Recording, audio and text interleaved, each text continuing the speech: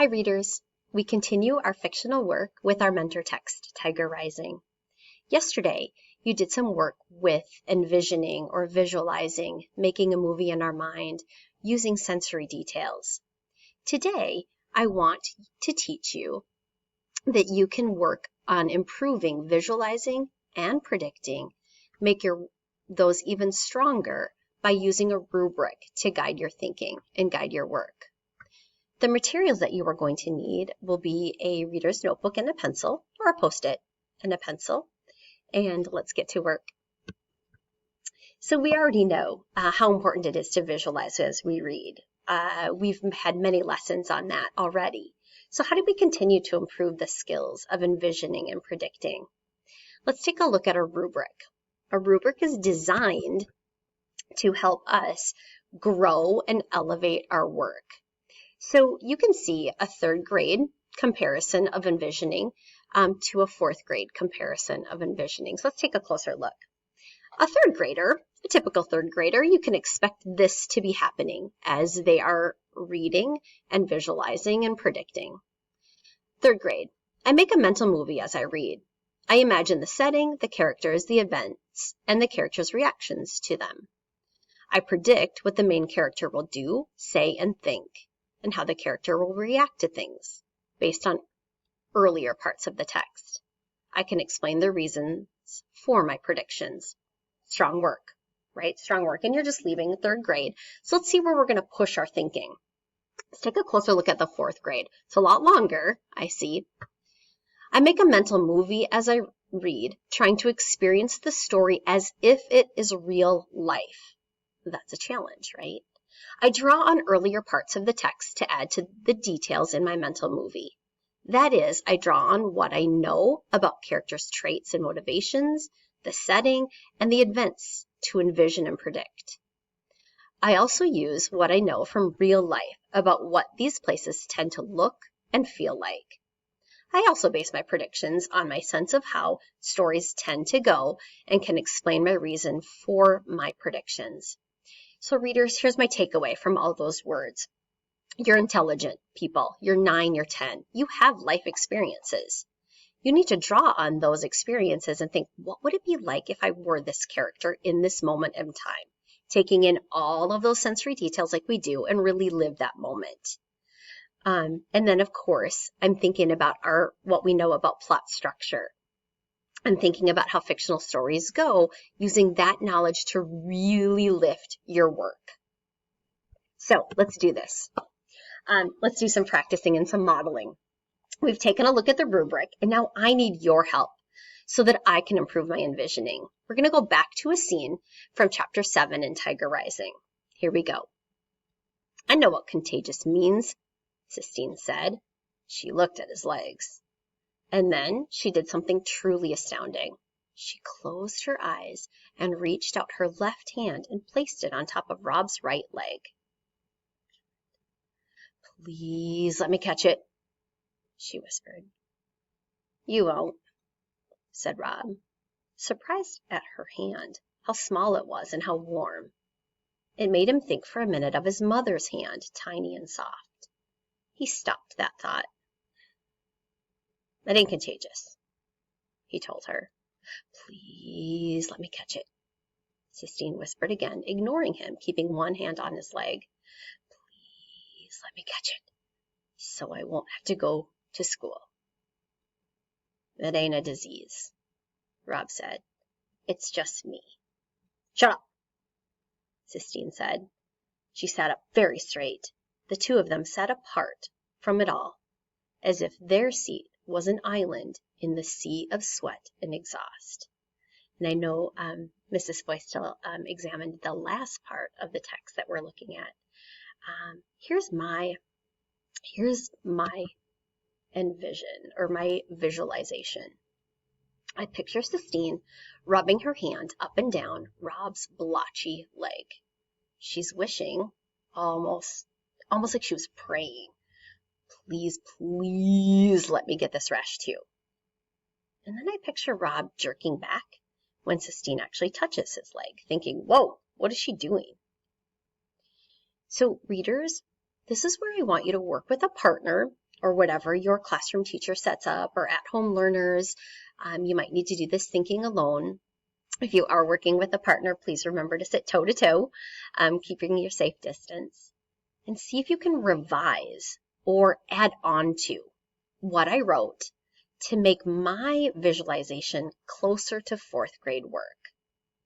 So pause the recording and do that work as I share the screen with this envisionment and fourth grade work.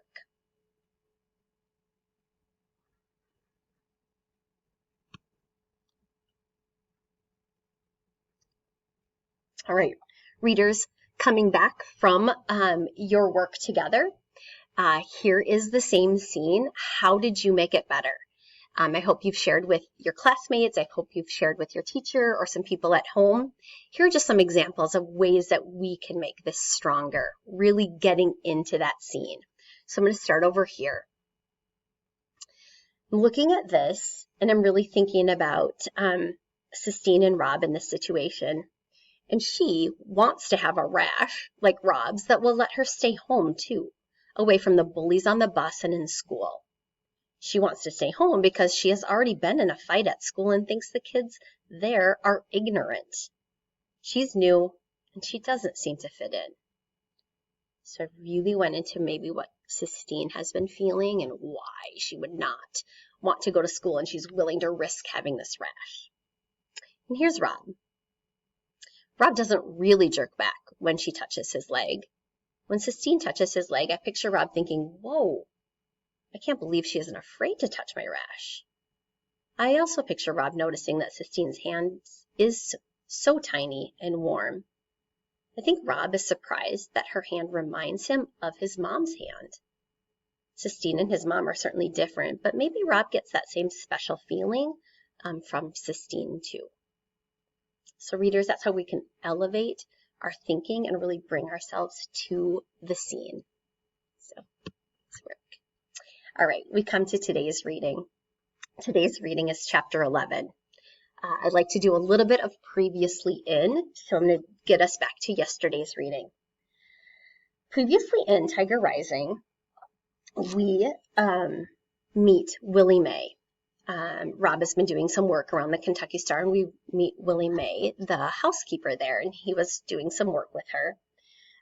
And one thing that stuck out to me in this chapter was that she comes across to me as very wise, and she tells Rob, like, you should just let that sadness rise on up.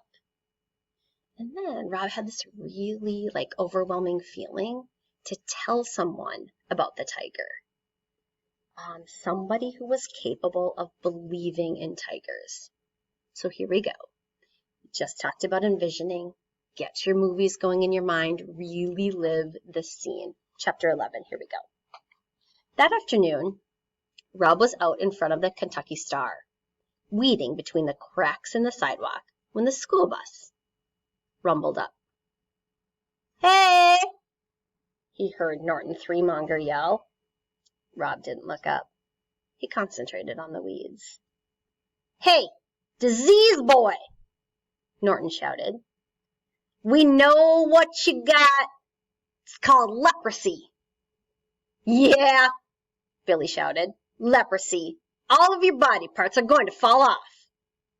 They're going to rot off, Norton yelled. Yeah, Billy screamed. That's what I meant. Rot. They're going to rot off. Rob stared at the sidewalk and imagined the tiger eating Norton and Billy Threemonger and then spitting out their bones. Hey, Norton shouted. Here comes your girlfriend, disease boy. The bus coughed and sputtered and finally roared away. Rob looked up. Sistine was walking toward him. She was wearing a lime green dress. As she got closer, he could see that it was torn and dirty. I'm having a thought about that, fourth graders. Torn and dirty. I have a feeling she didn't leave for school with a torn and dirty dress. I brought your homework, she said. She held out a red notebook stuffed full of papers. The knuckles on her hand were bleeding. Thank you, said Rob. He took the notebook. He was determined to say nothing else to her. He was determined to keep his words inside himself, where they belonged. Sistine stared past him at the motel. It was an ugly two-story building, squat and small, composed entirely of cement block. The doors of each room were painted a different color, pink or blue or green, and there was a chair painted in a matching color sitting in front of each door. Picture it. Why is this place called the Kentucky Star? Sistine asked. Because, said Rob, was the shortest answer he could think of. Because why? She asked. Rob sighed. Because Beauchamp, the man who owns it, he had a horse once called Kentucky Star. Well, said Sistine, it's a stupid name for a hotel in Florida. Rob shrugged. It started to rain. Sistine stood in front of him and continued to stare. She looked at the motel and then over at the blinking Kentucky Star sign. And then she looked back at him, as if it was all a math equation she was trying to make come out right in her head. The rain made her hair stick to her scalp. It made her dress droopy. Rob looked at her small, pinched face and her bleeding knuckles and dark eyes, and he felt something inside of him open up. It was the same way he felt when he picked up a piece of wood and started working on it, not knowing what it would be, and then watching it turn into something he recognized. He took a breath. He opened his mouth and let the words fall out. Readers, stop and jot or turn and talk. What do you believe is going to come out of his mouth? Pause if you need to. He took a breath. He opened his mouth and let the words fall out. I know where there's a tiger. Sistine stood in the drizzly rain and stared at him, her eyes black and fierce. She didn't say, a real one. She didn't say, are you crazy? She didn't say, you're a big old liar. She said one word. Where? And Rob knew then that he had picked the right person to tell. As we climb that plot structure mountain, here's an event worth holding on to. Rob has held this knowledge of the tiger and finding the tiger inside of him, and now he's just told Sistine. And the little that we know about Sistine as we're starting to know her, what is that going to bring about? Where is that going to lead?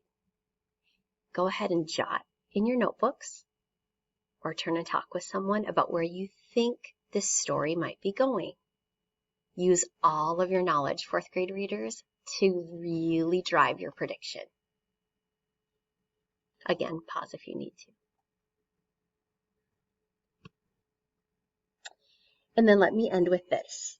Before you go on to your reading today, your independent reading, I want to show you some work of a fourth grader.